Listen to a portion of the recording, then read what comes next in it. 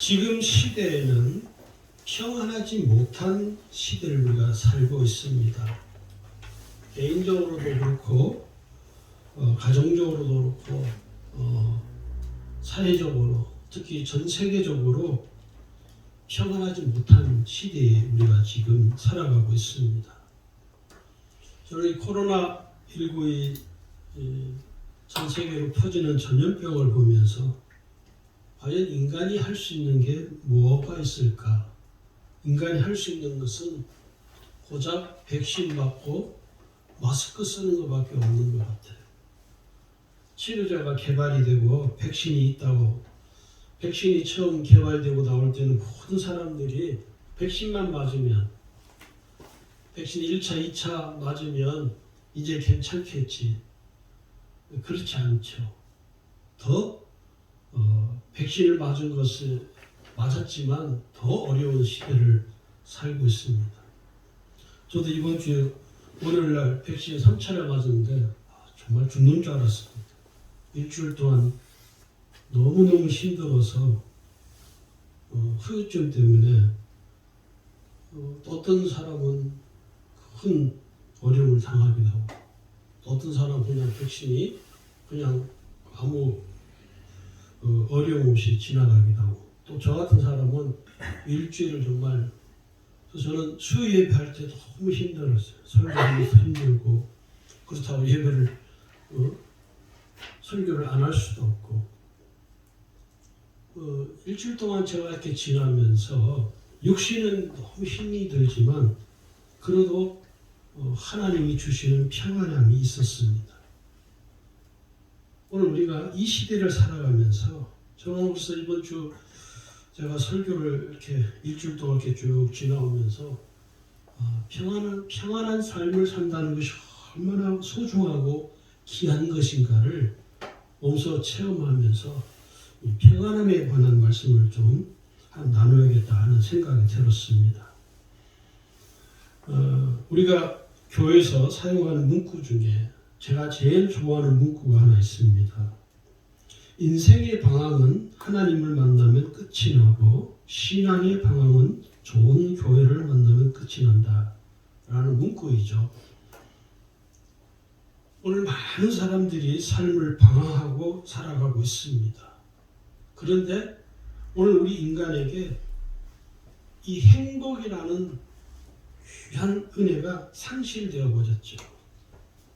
인간은 본래 행복한 존재로 창조되었습니다. 그래서 그 행복함은 부족함이 없는 행복이죠. 모자람이 없는 행복이었습니다. 그런데 그 모자람이 없고 부족함이 없는 그 행복이라는 그 은혜가 상실되었습니다. 그 이유가 뭐냐면 인간이 죄를 범했기 때문이죠. 그 에덴 동산에서 온전한 행복의 은혜를 누리며 부족함이 없이 모자람이 없이 살던 아담과 하와는 어느 날 악한 사단의 유혹에 넘어가게 됩니다. 그리고 그 미혹을 뿌리치지 못하게 되죠. 그 결과 하나님 말씀에 거역하고 불순종함으로 말미암아 하나님께서 금하신 선악과를 먹어버리게 됩니다. 이 선악과를 먹은 아담과 하와는 자신들이 범한 죄로 말미암아 서로 벌거벗은 모습을 보게 되고 서로 수치심과 모멸감으로 숲속으로 숨어버립니다. 행복한 삶을 살고 있었던 아담과 하와에게 그 행복이 상실되어진 것이죠. 소멸되어져 버린 것입니다. 왜 그렇습니까? 죄 때문에. 그래서 이 아담과 하와는요, 우리는 이 아담과 하와를 통해서 깨달을 수 있는 게 뭐냐면 죄가 얼마나 끔찍하고 무서운 결과를 초래하는지를 우리는 너무 잘 알게 되죠. 오늘 로마서 3장 23절에서는요, 모든 사람이 죄를 범하였음에 하나님의 영광에 이르지 못한다라고 성경은 기록을 하고 있습니다. 죄를 범한 인간은 하나님의 영광에 이룰 수 없다는 것이죠. 이 하나님의 영광에 이룰 수 없다는 것은 무슨 말이냐면 하나님을 더 이상 만날 수 없다는 이야기입니다. 우리가 하나님의 영광을 드러내잖아요. 우리가 하나님의 영광을 위해서 하는 것은 하나님을 만났기 때문에 가능합니다. 그런데 죄를 범한 인간은 더 이상 하나님을 만날 수 없는, 하나님의 영광에 이룰 수 없는 아주 암담한 처지에 불행한 존재로 살아갈 수밖에 없다는 것입니다. 오늘 여기 이 두 사람은요, 서로 죄를 범한 이후에 두 사람의 모습은 참 비참합니다. 우리가 봐도 어떻게 이렇게 인간이 이렇게 죄를 범하기 이전의 인간과 죄를 범한 이후의 인간이 이렇게 다를 수 있을까? 그들의 모습을 성경은 기록을 하고 있는데 창세기 3장 7절 8절에 기록을 하고 있죠. 거기 보면요. 이에 그들이 눈이 밝아져 자기들이 벗은 줄을 알고 무화과 나무 잎을 엮어 치마로 삼았더라. 자기들의 서로 벌거벗은 모습, 이 수치심이죠. 모멸감이라는 것이죠. 그것을 서로 경험하게 되는 것이죠. 그리고 그들은 서로 각자 숨어버립니다. 그 숲속으로 숨어버린, 하나님의 얼굴을 피하여 숨어버린 그들을 향하여 하나님이 아담을 부르시잖아요. 아담아, 아담아, 내가 어디 있느냐. 죄를 범한 인간은 결국에는 그 죄 때문에 어떻게 된다고 성경이 기록하냐면 사망에 이르게 된다는 거예요.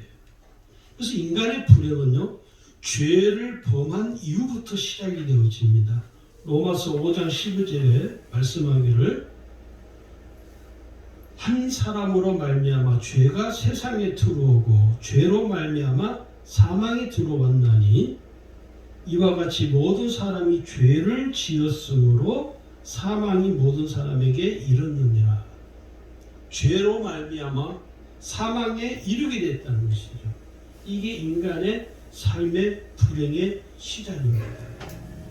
그래서 그 불행은요, 삶 속에서 계속 되어지는 거예요. 삶의 고통, 좌절, 절망, 슬픔, 이런 이 삶의 그 어려움들을, 삶의 우리가 삶 속에서 당하는 모든 고통과 좌절과 이 절망들은요, 사망에 이르는 과정입니다. 사람들은 그렇게 생각하죠. 아이, 내가 저렇게 보질이 살아있는데 내가 왜 사망이야? 사망이란 하나님과 더 이상 관계를 가질 수 없는, 더 이상 하나님을 배울 수 없는, 더 이상 하나님의 은혜가 임할 수 없는, 하나님과 나 사이의 관계가 완전히 영원히 차단되어진 그 상태가 바로 사망이라는 것입니다. 여러분, 교도소에 있는 죄수들은요, 우리를 이 교도소 밖에 이 세상의 사회에서 살아가는 모든 사람들과 자유롭게 서로 왕래할 수가 있습니다. 그들은 차단되어 있죠. 그러면서 오늘 성경에 보니까요, 이 죄로 말미암아 사망에 이르는 인간에게 뭐가 가장 큰 걸림돌이냐면 욕심이라는 것이 걸림돌이 되는 것입니다. 야고보서 1장 14절 15절에도요. 오직 각 사람이 시험을 받는 것은 자기 욕심에 끌려 미혹됨이니 욕심이 잉태한 즉 죄를 낳고 죄가 장성한 즉 사망을 낳느니라. 이 욕심이 잉태되는 것이죠. 더 많이 갖고 싶어하는 그 욕심, 더 많이 남들보다 더 소유하고자 하는 그 소유욕, 다른 사람보다 더 가지고자 하는 권력욕, 권력욕을 부리다가 인생을 망한 사람들이, 정치인들이 뭐 한둘이 아니죠. 오늘 정치인만 그렇습니까? 오늘 저와 여러분도 똑같습니다. 내가 욕심을 부리는 순간 내 삶은 온통 불행으로 가득 채워진다는 사실을 우리가 알아야 됩니다. 제가 어느 프로에서 봤는데 그 음식점을 식당을 하시는 분인데 그분은 하루에 그 점심시간 때만 장사를 하시는 분이 계시더라고요. 칼국수인가 그걸 하시는 분인데 11시부터 해가지고 2시까지인가 잡고 잠깐 시간만. PD가 물어봐요. 왜 이렇게 맛있는 칼국수가 사람들이 이렇게 많이 찾아오는데 왜 이 시간만 이렇게 하시냐 했더니 더 이상 내가 욕심을 낼 이유가 없다. 욕심을 부려서는 안 된다. 나에게 맞게, 내 삶에 맞게 내가 할 수 있는 만큼만 하려고 한다. 나이가 80이 넘으신 그 어르신이시던데 제가 그분을 보면서 저분은 정말 욕심 없이 사는 분이구나. 오늘 어디 가요? 너무 지나치게 욕심을 부리거든요. 그죠? 너무 지나치게. 그러다 보면은 그 욕심이 결국은 나의 삶을 넘어뜨리게 만드는 것입니다. 누가 넘어뜨린 게 아니라 내 자신이 내 삶에 내 스스로가 넘어져 버린 거예요. 내가 나를 걸어버린 거예요. 무엇으로? 욕심. 내 인생을 넘어뜨려 버리게 한 것이죠. 그래서 결국은 그 삶은 사망에 이룰 수밖에 없다는 것입니다. 그래서 우리가 이 사망의 그 음침한 골짜기로 다니지 않으려면 어떻게 해야 됩니까? 욕심을 버려야 합니다. 내가 죄의 굴레에서 벗어나려면 먼저 욕심을 버려야 합니다. 인간이 행복할 수 있는 길이 있을까요? 사람들에게 물어보면 인간이 과연 행복할 수 있을까요? 그러면 어떤 분들은 당연히 행복할 수 있지 않느냐. 또 어떤 분들은 인간은 행복할 수 없다. 두 대답이 틀리지 않습니다. 아담과 하와가 죄를 범한 이후로 그 모든 인간은 행복할 수 없게 되었습니다. 아담과 하와 이후로 태어난 모든 인간은 행복할 수 없죠. 그 행복할 수 없는 그 인간이 행복하기 위해서 부단히 노력하고 수고를 합니다. 그래서 정말 힘쓰고 애쓰며 살아가죠. 그런데 오늘 성경이 뭐라고 하냐면 죄인된 인간은 이 세상에서는 행복할 수 없다라고 규정을 해버렸습니다. 행복할 수 없다는 거예요. 하나님께서 우리에게 행복한 삶을 살아가도록 은혜를 베풀어 주셔야만이 그 행복이 보장받으시는 거예요. 그러므로 인간이 진정으로 행복한 삶을 살아가기 위해서는 첫 번째가 뭐가 필요하냐면 하나님을 만나야 합니다. 하나님을 만나지 아니하고서는요 진정한 행복을 경험할 수 없다. 그런데 문제가 하나님은 죄인을 만나주지 않습니다. 죄인데 내가 하나님 만나고 싶어도 만날 수가 없습니다. 하나님 저 좀 만나주세요. 저 너무 불행해요. 저 행복하게 살고 싶습니다. 하나님 저 좀 만나주세요. 하나님은 안 만나주세요. 그러니 하나님을 못 만나는, 하나님을 만나지 못하는 사람은 그 어떤 은혜도 어떤 행복도 누릴 수 없다는 것이죠. 진정으로 인간이 행복할 수 있는 길이 딱 한 가지가 있죠. 뭐냐면 예수 그리스도를 믿어야. 할렐루야. 예수님을 믿어야 돼. 예수님. 나의 구주이신 예수 그리스도를 나의 구주, 나의 하나님을 믿고 고백함으로 죄에서 내가 구원받은 은혜가 있어야만이 하나님을 비로소 만날 수 있습니다. 할렐루야. 하나님 만날 수 있는 거예요. 그래서 이 하나님을 만날 수 있는 유일한 통로가 누구냐면 예수님이십니다. 우리는 다른 말로 성경에서는 예수님을 구주라고 하죠. 유일하신 구원자. 한 분밖에 계시지 않죠. 오직 예수만이 구원자라는 거예요.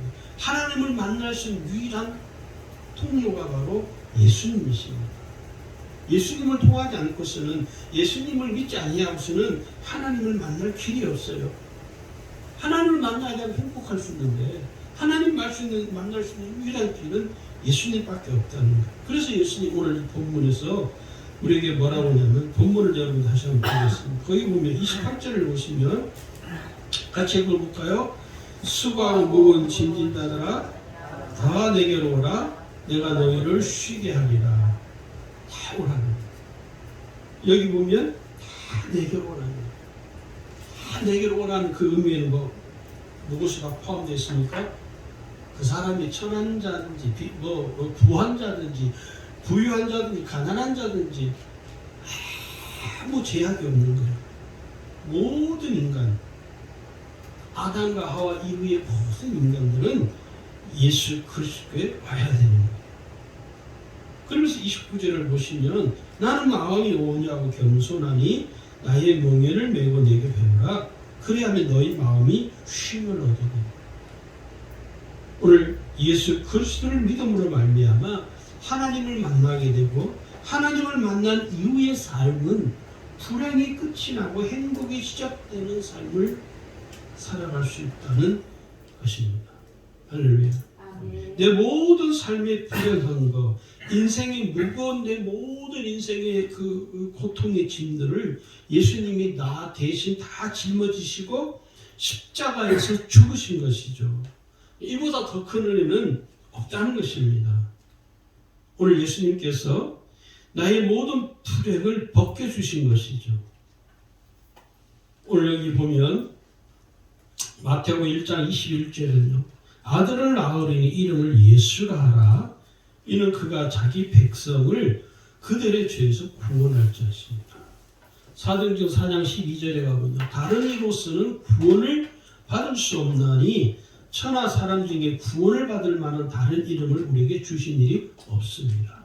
오직 예수의 이름, 오직 예수님을 통해서만 구원에 이를 수 있고 하나님을 만날 수 있다는 거예요. 할렐루야. 두 번째, 우리가 불행한 삶을 우리가 종식하고 끝을 내고 행복한 삶을 살기 위해서는 두 번째는 하나님의 자녀로 사는 것입니다. 구주이신 예수님을 믿음으로 우리가 죄에서 구원받아서 가장 먼저 우리에게 주어지는 은혜가 뭐냐면 하나님의 자녀된 권세입니다. 하나님의 자녀로서 살게 되는 것이죠. 이 하나님께서는요, 그 자녀들에게만 행복을 허락하셨습니다. 할렐루야. 하나님의 자녀들에게만 하나님이 행복을 허락하셨어요. 행복이라는 은혜를 베풀어 주시는 거예요. 그래서 우리가 행복한 삶을 살아갈 수 있는 가장 큰 특권은 뭐냐? 하나님의 자녀가 되는 것입니다. 하나님의 자녀로 살게 되는 것이죠. 하나님의 자녀가 누리는 이 특권은요, 감히 상상할 수 없는 특권이라는 사실을 우리가 깨달아야 됩니다. 내가 하나님의 자녀로서 가질 수 있는 가장 큰 이 특권, 그걸 성경은 권세라고 말합니다. 하나님의 자녀가 된 나에게는요, 내가 감히 상상할 수 없는 어마어마한 영적 권세가 있습니다. 그 영적 권세는요, 이 세상에서 얻을 수 없습니다. 이 세상에는 없습니다. 이 세상에서 나오지 않습니다. 여러분, 금은요, 실제로 그런지 아닌지 우리가 가봐야 알겠지만, 천국, 우리가 여기 이 세상에 살면서 여러분, 금 누구나 다 가질 수 있습니까? 못 가지죠. 근데 천국 가면 길바닥이 다 금으로 깔렸다는 거예요. 가서 확인해 봐야겠지 뭐. 성경은 뭐 길바닥으로 금이 깔렸다고 그렇게 말하지는 않습니다. 우리가 예상하건대 천국에서 금은요, 그냥 흐드러지게 열려있을 것이다. 저는 그렇게 생각이 들어요. 그런데 여러분, 오늘 하나님께서 하나님의 자녀된 나에게 주신 이 권세는요, 그 금보다도 더 귀한 능력을 가지고 있다는 겁니다. 할렐루야. 아멘. 금보다도 더 대단한 것입니다.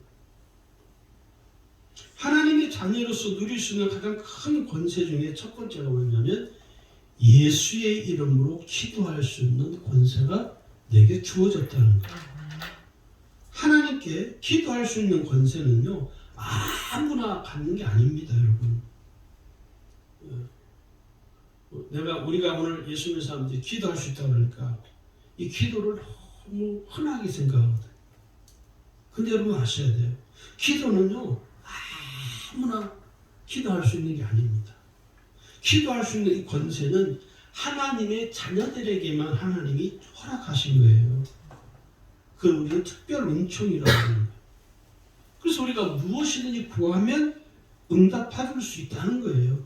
요한복음 16장 24절을요 보면 지금까지는 너희가 내 이름으로 아무것도 구하지 아니하였으나 구하라 그리하면 받으리니.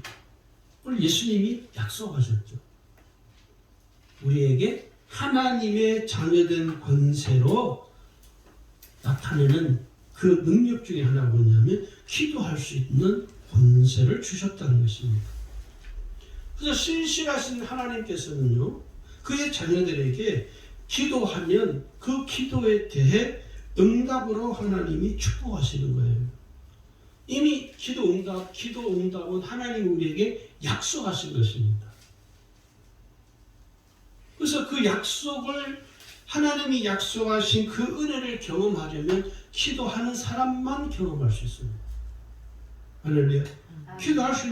기도하는 사람만 경험하게 된다는 거예요. 마태복음 21장 22절에 보니까 이렇게 말씀합니다. 예수님 말씀하시기를 너희가 기도할 때 무엇이든지 믿고 구하는 것은 다 받으리라. 너희가 믿고 구하는 것은 어떻게 된다고? 다 받는다는 거예요. 할렐루야. 우리가 기도할 때 반드시 지녀야 될 것이 뭐냐면 믿음이라는 거예요. 믿음으로 구해야 되는 거예요. 믿음으로 구하면 하나님이 믿음으로 구하는 그 사람에게 응답이라는 축복을 허락해 주신다는 거예요. 그래서 우리가 삶이 행복할 수밖에 없는 거죠. 기도를 멈추거나 오랫동안 지속하지 못하는 이유는요, 기도 응답의 은혜가 희미하기 때문에. 하나님의 자녀된 권세로 살아가기 위해서는요, 우리가 기도 응답을 믿고 기도하는 것을 포기하거나 중단하지 않아야 된다는 거예요. 그래서 아무리 바빠도 기도하는 것을 포기하지 않기를 주의 이름으로 축원합니다. 그 다음에 세 번째는요, 하나님의 말씀을 쫓아야 합니다. 하나님께서 오늘 우리에게 베풀어 주시는 은혜로 말미암아 행복한 삶을 살아가기 위해서는 세상을 쫓아가는 삶을 포기해야 됩니다. 세상도 쫓아가고 하나님도 쫓아가고 이렇게 할 수 없다는 그걸 양날이라고 그러죠. 한쪽 다리는 여기 세상에 걸치고 한쪽 다리는 하나님께 걸치고 그렇게 할 수 없다는 거예요. 두 주인을 섬길 수 없다는 겁니다. 인간이 불행하게 된 근원적인 문제가 뭐냐면 하나님의 말씀을 듣지 않기 때문입니다. 하나님의 말씀을 세상에 속한 것은 잘 듣는데 세상에 속한 것들은 하지 않고 너무 그렇게 사람들이 유행에 민감한 사람들이 있잖아요. 그 외에도 유행에 왜 민감한 줄 아십니까? 세상에 너무 세상 쫓아가는 것에 정신이 팔리다 보면요 유행에 너무 민감한 거예요. 그래서 이게 유행 안 맞네. 그런데요 우리가 세상을 쫓아가지 아니하고 하나님의 말씀을 쫓아가야 되는 것입니다. 하나님께서는 우리에게 은혜를 주시기 전에 항상 하나님 어떻게 역사하시냐면 먼저 말씀을 주십니다. 우리가 이것을 깨달아야 됩니다. 우리는 근데 하나님 내게 은혜를 주십시오 아셔야 됩니다. 은혜 주시기 전에 꼭 하나님 먼저 우리에게 말씀을 주십니다. 그래서 우리가 하나님의 은혜를 경험하여 우리의 삶이 평안하고 행복한 삶이 되기를 원한다면 먼저 드려야 될 것이 뭐냐면 하나님의 말씀을 드려야 돼요. 오늘 우리가 불행한 근원적인 이 문제는 말씀을 듣지 않기 때문에, 하나님의 말씀을 듣지 않기 때문에 어떤 일이 벌어지냐면 하나님께서 이끄시는 대로 살지 않고 내가 하고 싶은 대로 내 마음대로 사는 거예요. 그리고 하나님 도와주세요. 그러면 이게 서로 어그러지는 거예요. 삶이 어그러질 수밖에 없다는 것이죠. 여러분 자동차 타이어 아시죠? 자동차 타이어는요, 그 자동차에 맞는 규격화된 타이어가 있습니다. 그래도 내가 더 좋은 비싼 타이어라고 아무거나 갖다 끼우면요, 끼울 수는 있겠지만 나중에 큰 문제가 생기게 돼요. 오늘 우리가 우리의 삶이 온전하게 평안하고 행복한 삶을 살아가기를 원하신다면 세상을 쫓아가는 우리의 시선에서 이제는 하나님의 말씀을 쫓아가는 시선으로 우리의 삶이 변화되어야 됩니다. 하나님이 없는 삶이 인간이 보기에는 행복해 보이는 것 같지만 실상은 행복할 수 없는 불행한 구조를 갖고 있다는 겁니다. 하나님 없는 삶이 가장 불행입니다. 하나님 없는 그 삶 자체가 여러분 불행인 거예요. 아무리 돈이 많아도 아무리 부자로 살아도요, 그가 하나님이 없는 삶이라면 그는 가장 불쌍한, 가장 불행한 삶을 살아가는 사람이라는 것을 아셔야 됩니다. 그 삼성의 이병철 씨, 또 현대의 정주영 씨, 그분들은 세상 사람들이 다 부러워하는 부자들이죠.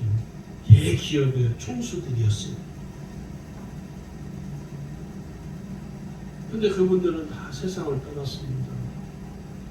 하나님 없이 살았습니다. 인간이 보기에, 우리가 보기에 참 부럽다. 그런데 아셔야 됩니다. 하나님 없이 산 그 삶은 결국은 불행입니다.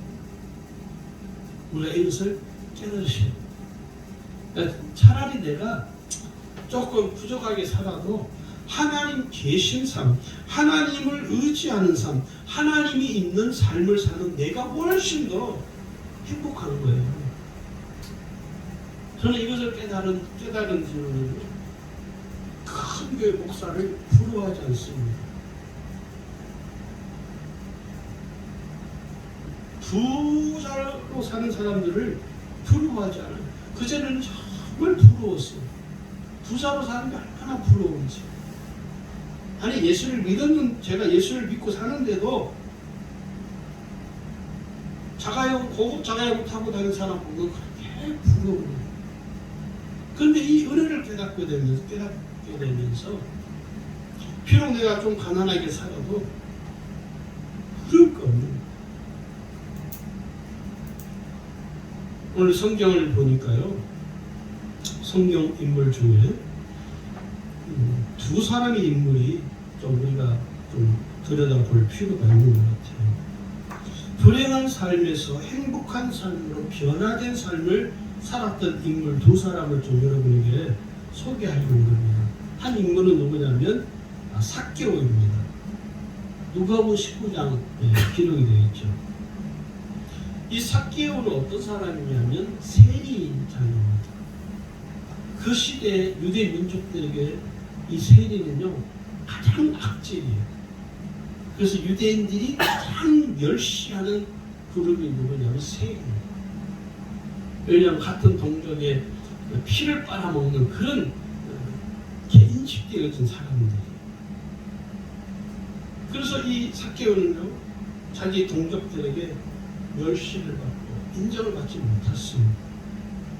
그러니 이 삭개오는 어디 가서도 친구 하나 없고 어디 가서 마음 두고 같이 이야기하고 기분 좋게 이야기하고 웃고 떠들 수 있는 환경이 아니에요. 늘 우울한 거예요. 자기를 상대해 주지 않기 때문에. 요즘 말로 말하면 사회적인 왕따를 당하는 그런 신세입니다. 근데 이 삭개오는 어떤 사람이냐? 부자였어요. 어마어마한 부자였어요. 누가복음 19장 2절에 보니까요, 삭개오를 이렇게 소개합니다. 삭개오라는 이름하는 자가 있으니 세리장이요 또한 부자라. 부자였다는 거예요. 그런데 예수님께서 지나가시면서 그 삭개오를 만나 주십니다. 그리고 그 삭개오의 집에 유하게 됩니다. 예수님이 자신의 집에 유한다는 이 사실은요, 이 삭개오에게는요 정말 충격이 충격 그 자체입니다. 왜? 어느 누구도 자기를 환대해 주지 않는 그런 처지인데 자기를 환대해 주고 심지어 자기 집에 예수님이 가시겠다는 거예요. 삭개오가 초청한 것이 아니라 예수님이 직접 친히 내가 너희의 집에 유하야겠다. 그리고 그 예수님을 자기 집에 모십니다. 그러면서 그 삭개오에 이게 어떤 일이 벌어집니까? 놀라운 일들이 벌어집니다. 삭개오가 예수님 이렇게 대답합니다. 주여 보시옵소서 내 소유의 절반을 가난한 자들에게 주겠사오며. 자기 소유의 절반을 어떻게 해요? 가난한 자들에게 나눠주겠다는 거예요. 여러분 이게 가능한 일입니까? 쉽지 않습니다. 그러면서 세리니까 내가 혹시 누구의 것을 빼앗은 일이 있다면 그 빼앗은 것에 내 갑절이나 내가 갚겠습니다. 이런 폭탄선을 폭탄선. 삭개오는 엄청난 변화입니다. 이 변화 어떻게 이런 일이 가능할까요? 아마 삭개오 자신도 이 변화를 예상하지 못했죠. 근데 이 변화는요 예수님을 만나면서 일어난 것입니다. 삭개오가 예수님을 진실로 만나고 심령이 새롭게 변화되어지면서 나타나는 그 행동들이에요. 그로 말미암아 그 삭개오와 그의 집에 온 가족에 구원의 은혜가 임하게 됩니다. 예수님을 만나기 전까지 불행했던 그 삭개오가 예수님을 만나면서 불행 끝 행복 시작됩니다. 네. 행복하니까 자기 소유 절반을 나눠줘도 괜찮다 이거는. 아무렇지 않다는 거예요. 혹시 자기도 모르게 남의 것을 빼앗은 일 있으면 내가 내 배로 갚아주겠다 이거예요. 이런 변화는요 예수님을 만났기 때문에 가능한 변화입니다. 오늘 저와 여러분의 삶에 이런 변화가 일어나야 돼요. 내가 정말로 진실로 예수님을 만났다면 내 삶 자체가 변화되어져요. 나 자신이 변화되어져야만이 행복한 삶을 살아갈 수 있는 것입니다. 두 번째 인물은 누구냐? 간수장입니다. 사도행전 16장에 기록합니다. 바울과 실라가 거기에 갇혔습니다. 그리고 그 옥문이 열리고 창고가 풀어지고 감옥이 그냥 지진이 일어날 정도로 흔들거리고 난리가 아니었어요. 또 바울을 지키던 이 간수장이가 자다가 깨어서 보니까 죄수들은 다 도망가고 없는 거예요. 이 간수장 입장에서는 야 이거 큰일 났구나. 야 내가 이제 곧 죽겠구나. 그래서 이 간수장에는요 칼을 빼어서 자결하려고 했습니다. 성경은 그렇게 기록했어요. 사도행전 16장 27절에 보니까 간수가 자다가 깨어 옥문들이 열린 것을 보고 죄수들이 도망한 줄 생각하고 칼을 빼어 자결하려 하는 겁니다. 간수가 칼을 빼어 자결하려고 할 때 사도 바울이 간수를 향해 크게 소리 지릅니다. 내 몸을 상하게 하지 말라. 우리가 다 여기 있다. 우리가 도망가지 아니하고 여기 다 있다. 왜 죽으려 하느냐. 놀라운 일이죠. 이 사도 바울의 말을 듣고 소스라치게 놀란 이 간수는요, 바울과 실라 앞에 엎드립니다. 끔찍한 일이 벌어질 줄 알았는데 그 끔찍한 일을 피할 수 있는 그 사도 바울 앞에 무릎을 꿇죠. 그러면서 이 간수장이가 이렇게 말합니다. 선생들이여, 내가 어떻게 해야 구원을 받을 수 있겠습니까? 정말 엄청난 놀라운 일이죠. 내가 어떻게 해야 구원받을 수 있습니까? 이 문맥을 보면 아마 이 간수장이는 사도 바울이라는 인물에 대해서 알고 있었지만 아마도 이는 사도 바울이 어떤 인물인지를 익히 알고 있었을 것입니다. 그렇게 우리가 추측할 수 있습니다. 그러면서 사도 바울이 그 간수에게 뭐라고 말합니까? 복음을 전하죠. 주 예수를 믿어라. 그리하면 너와 네 집이 구원을 받으리라. 할렐루야. 이건 복음이죠. 네. 복음을 전하는 거예요. 그 간수에게. 다른 거 한 거 없습니다. 주 예수를 믿어라. 그리하면 너와 내 집이 구원을 받으리라.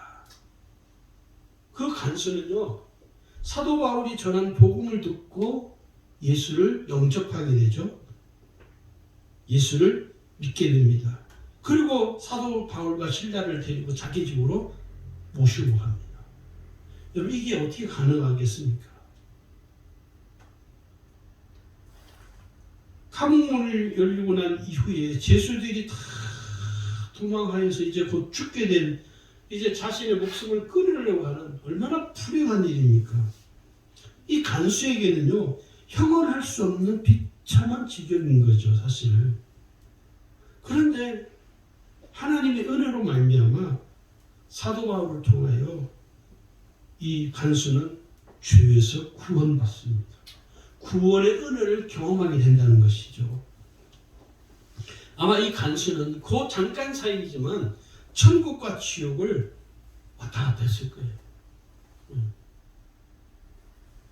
자기만 죽는 것이 아니라 자기 집안 가족들에게도 그 악영향이 끼치기 때문에 정말 천국과 지옥을 왔다 갔다 했을 거예요.